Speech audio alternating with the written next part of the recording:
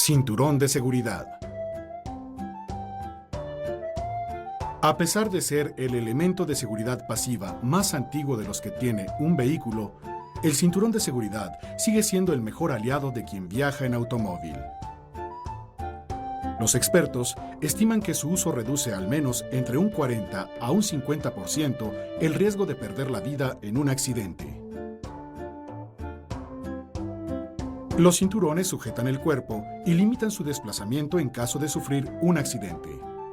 De esta manera, evitan que los cuerpos de los pasajeros golpeen con lo que tienen delante o que en caso de impactos violentos salgan disparados fuera del vehículo.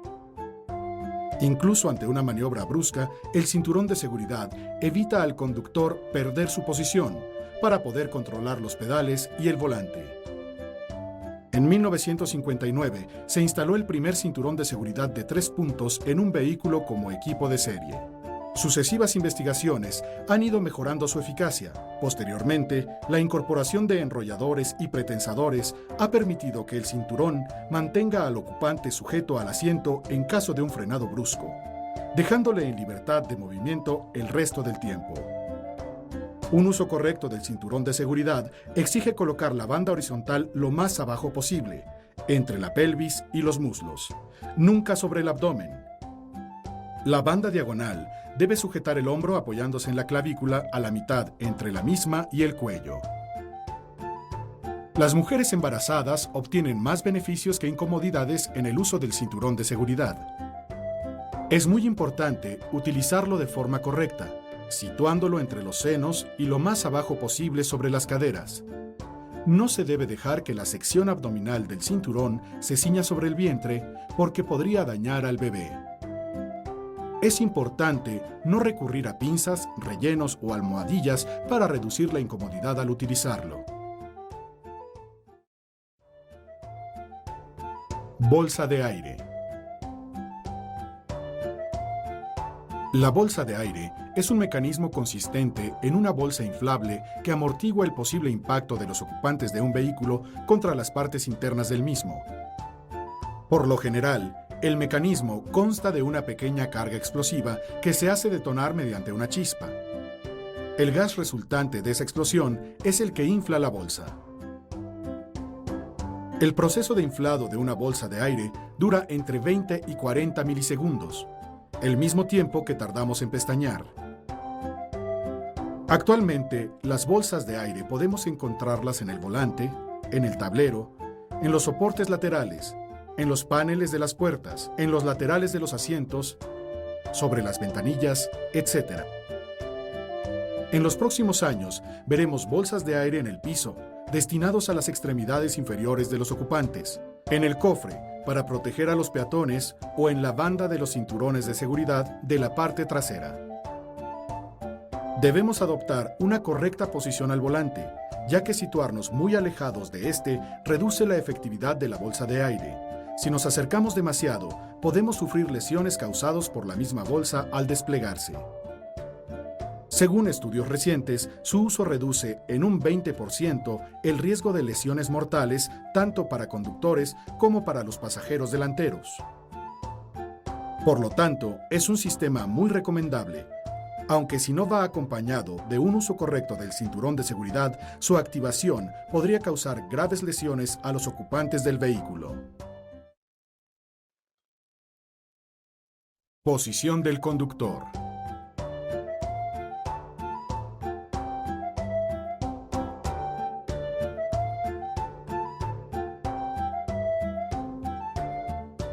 Incluso antes de poner en marcha nuestro vehículo, conviene seguir una sencilla rutina, puesto que una conducción más segura empieza por una buena posición al volante.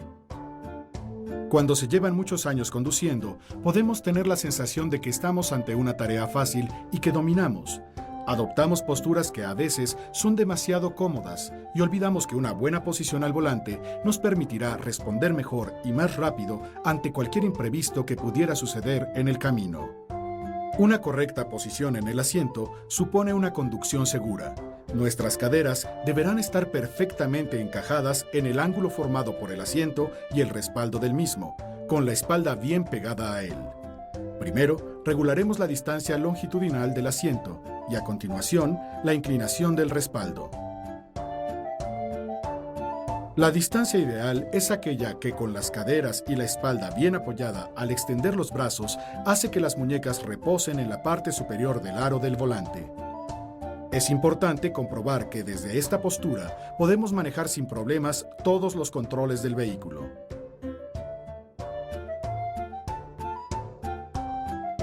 Para ajustar los espejos laterales exteriores y el retrovisor, comenzaremos ajustando este y orientándolo de tal forma que se observe el vidrio trasero de forma equilibrada y la línea del infinito de la vía por donde circulamos.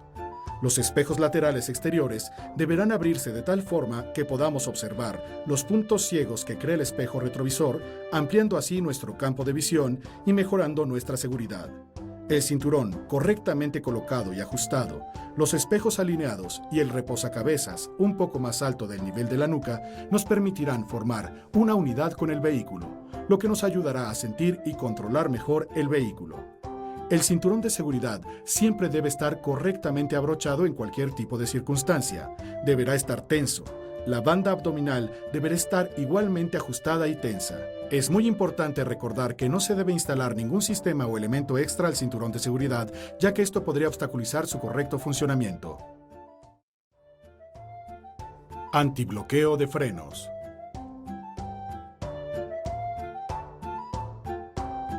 Popularmente conocido como ABS, el sistema antibloqueo de frenos es un dispositivo que evita el bloqueo de las llantas aunque el conductor aplique la máxima presión al pedal de freno.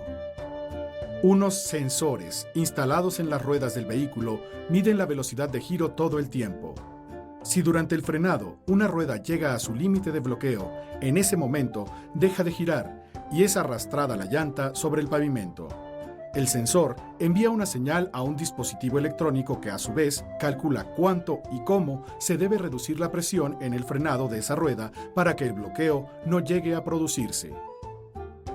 La principal ventaja del ABS es que mejora el frenado, reduciendo en algunas situaciones la cantidad de metros necesarios para detener el vehículo.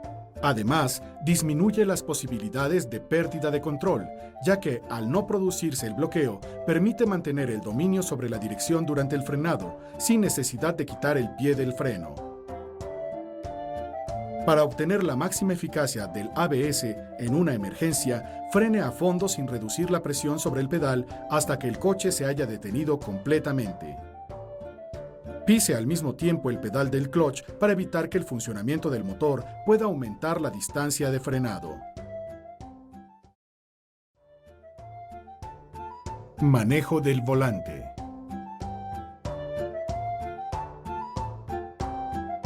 La postura perfecta para la conducción se complementa con la correcta colocación de las manos al volante.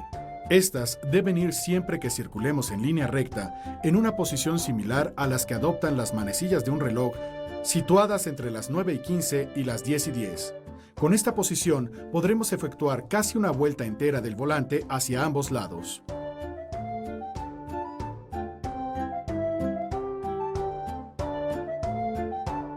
Cuando nos enfrentamos a curvas de un radio corto, el movimiento de las manos es el siguiente. Partiendo de la posición original, la mano del lado de la curva se desplaza a lo largo del aro del volante hacia la otra mano. Toma el volante y tira de él, a la vez que la mano contraria afloja para permitir su paso. Al salir de la curva, la mano contraria al sentido del giro se desplaza hacia la otra mano. Toma el volante y tira de él hasta regresar a la posición original o reiniciar la maniobra para entrar en otra curva.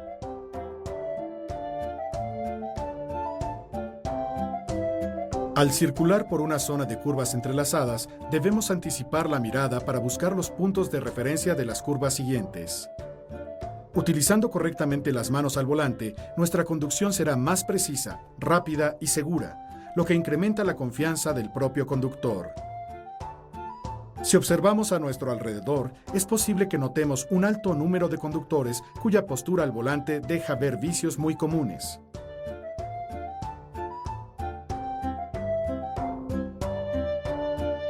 Todas estas posturas tienen el inconveniente de que, en caso de emergencia, obstaculizan nuestra capacidad de movimiento para reaccionar a tiempo.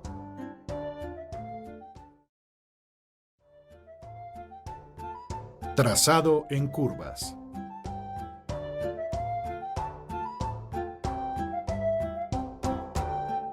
En la conducción, el recorrido que realiza un vehículo a su paso por una curva se le denomina trazado.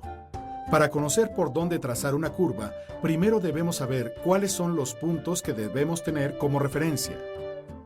Aquí vemos un giro de 90 grados. Aprovechando todo el ancho de nuestro carril, nos mantendremos por el exterior, mientras disminuimos la velocidad.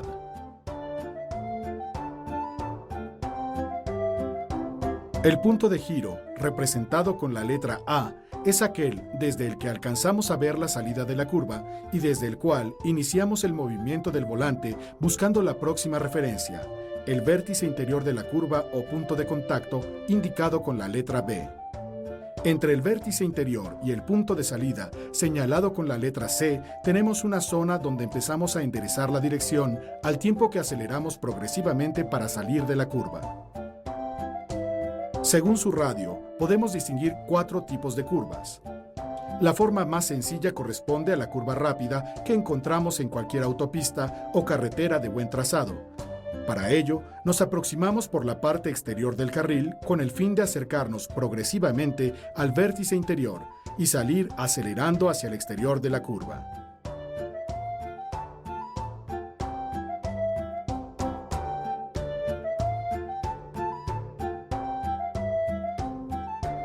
Ante una curva de 90 grados, la trayectoria que vamos a seguir con el vehículo es semejante a la que realizamos en una curva amplia, variando únicamente el punto de entrada a la misma, que se retrasa un poco con respecto del caso anterior.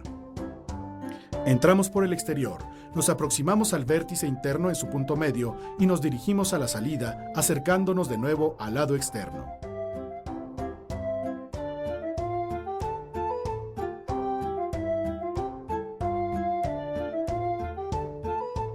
Aumenta el grado de dificultad cuando nos encontramos ante un giro de 180 grados, lo que se conoce como una horquilla.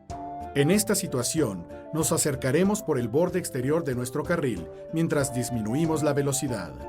Cuando estemos cerca de la salida de la curva a la vista, nos dirigimos hacia el vértice interior de la curva y aceleramos al tiempo que vamos aproximándonos de nuevo al lado externo.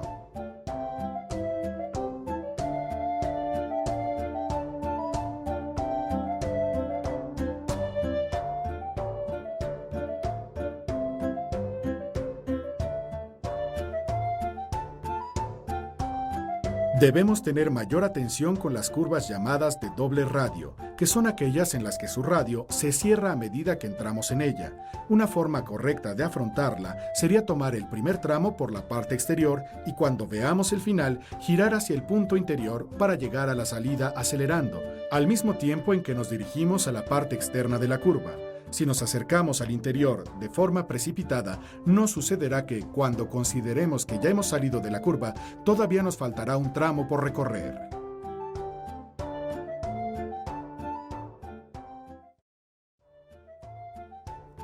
Técnica de frenado. La forma correcta de utilizar el freno es ejercer una presión lo suficientemente fuerte y de una sola vez, de manera que las llantas se agarren al asfalto y tengan el giro suficiente para obedecer a la dirección. El proceso de frenado comienza con una presión aplicada con suavidad en los primeros instantes. Esto permitirá a los pistones y balatas del sistema acomodarse en sus alojamientos y contra el disco. Enseguida, cuando el vehículo haya inclinado el frente, aumentaremos la presión hasta el máximo que creamos conveniente y al final del frenado eliminaremos la presión del pedal con suavidad. Lo lógico es acompañar el frenado con una reducción en la caja de cambios. En situaciones de emergencia, el instinto nos hace reaccionar pisando el freno con fuerza hasta bloquear las ruedas, las que debido a la presión no obedecen a la dirección y el vehículo continuará en línea recta contra el obstáculo. El único recurso que nos queda es conseguir que las ruedas delanteras vuelvan a girar, para lo cual debemos disminuir levemente la presión sobre el pedal. De esta manera, las ruedas tenderán a moverse y recuperarán el giro, y por tanto la capacidad de dirección suficiente para esquivar el obstáculo hasta detenernos en sitio seguro. El freno de mano o de estacionamiento también nos puede ser útil en caso de emergencia. De hecho, este freno auxiliar debe ser capaz de disminuir la velocidad y detener el vehículo en una distancia razonable bajo cualquier condición de carga. Los vehículos equipados con ABS ofrecen como principal ventaja una elevada capacidad de dirección, manejabilidad y estabilidad que mantienen al automóvil en su sitio en caso de frenado brusco y maniobras de evasión. Este sistema ofrece la posibilidad de frenar en curvas o en condiciones de agarre irregulares, ya que las ruedas siguen girando y por lo tanto se mantiene el control sobre la dirección. Para que el ABS actúe correctamente, es necesario aplicar una rápida y gran presión sobre el pedal de freno, así como pisar el clutch de inmediato, al comienzo del proceso de frenado, porque de lo contrario, se perdería una parte de la fuerza de frenado para detener el motor.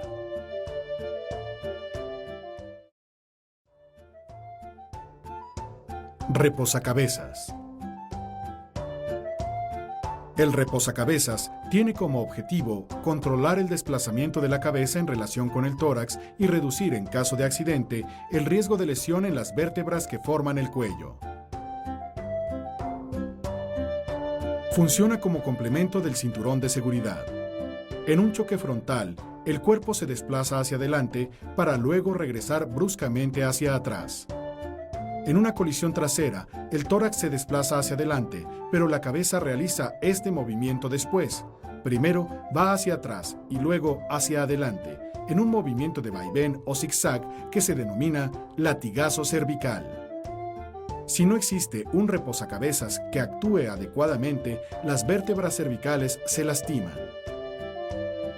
Según un estudio de la Fundación MAPFRE, más del 40% de los conductores usan mal acomodado el reposacabezas.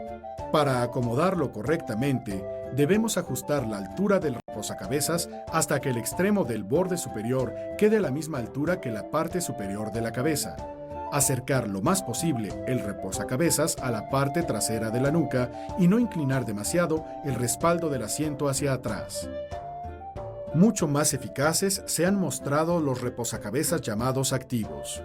En estos, el asiento y el reposacabezas actúan al mismo tiempo en forma conjunta. Recientemente, existe en el mercado un sistema que, en caso de colisión, desplaza automáticamente el reposacabezas hacia arriba y hacia adelante. Control en suelo deslizante. Resbaloso.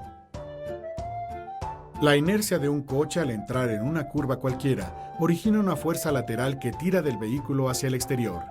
Si nos encontramos en una zona de pavimento resbaloso, la adherencia de las llantas giradas en el sentido de la curva creará otra fuerza de menor intensidad que contrarrestará a la primera. La resultante de ambas obliga al vehículo con las ruedas derrapando a describir una trayectoria más amplia de la que le correspondería si la curva no fuera resbalosa. En esta situación, el vehículo gira menos de lo que le demandamos con el volante. Este comportamiento se denomina subviraje. Para evitar que en una curva nos sigamos de frente, lo mejor es disminuir la velocidad antes de entrar en ella. Pero si se produce un deslizamiento frontal, la reacción correcta será quitar el pie del acelerador y así lograremos desplazar más peso sobre el eje delantero, con lo que las ruedas volverán a agarrar. Nos encontraremos en situaciones en las que notaremos cómo se produce un deslizamiento en el eje trasero, que pareciera adelantar al eje delantero. Cuando esto ocurre sobre una superficie resbalosa, el vehículo describe una trayectoria mucho más cerrada que la que le correspondería si las llantas tuvieran el agarre normal. Este comportamiento en un vehículo se denomina sobreviraje. Si llegara a producirse una situación de sobreviraje, lo recomendable es pisar el clutch al mismo tiempo que giramos el volante hacia el mismo lado hacia el que derrapa la parte trasera, enderezando la dirección en el momento en que empiece a corregirse el desplazamiento. Esta maniobra se llama contravolante. Tanto si el derrapado se produce en el eje trasero como en el delantero, jamás debemos tocar el pedal de freno, ya que esto provocará irremediablemente la pérdida de control del vehículo. Cuando la pérdida de agarre se produce al pasar por un charco profundo, ya sea en una recta o en una curva, aparece el fenómeno denominado aquaplaneo. Los neumáticos no pueden evacuar el agua por las ranuras del dibujo de la llanta, por lo que se genera una capa de agua que se interpone entre la llanta y el asfalto. Como el neumático deja de tocar el suelo, el coche pierde el control. Si esto se produce, debemos levantar suavemente el pie del acelerador y sujetar con fuerza el volante sin tocar el freno.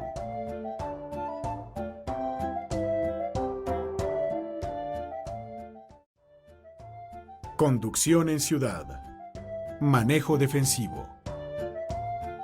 La circulación en las ciudades nos exige como conductores una absoluta concentración respecto del tránsito que nos rodea y una desarrollada capacidad para anticipar las reacciones de otros conductores, algo que es conocido como manejo defensivo. Una gran densidad de vehículos, mayor concentración de señales e indicaciones y la presencia de peatones nos obliga a alertar nuestros sentidos a la hora de conducir en la ciudad. Para poder intuir las reacciones de los vehículos que nos rodean, es necesario prestar mucha atención a las condiciones de la circulación y estar atentos al tránsito a nuestro alrededor con la ayuda de los espejos laterales y el retrovisor. Con un poco de práctica, no será difícil anticipar ese cambio de carril sin aviso que realizará el coche de nuestra izquierda ante una intersección, o la aparición de un peatón en la calzada junto a ese autobús que se encuentra detenido. La observación y concentración juegan un papel fundamental. En una maniobra, las decisiones del conductor implican una alteración de las circunstancias normales del tránsito de otros vehículos, cuyos conductores pueden verse sorprendidos, lo cual supone siempre una situación de riesgo.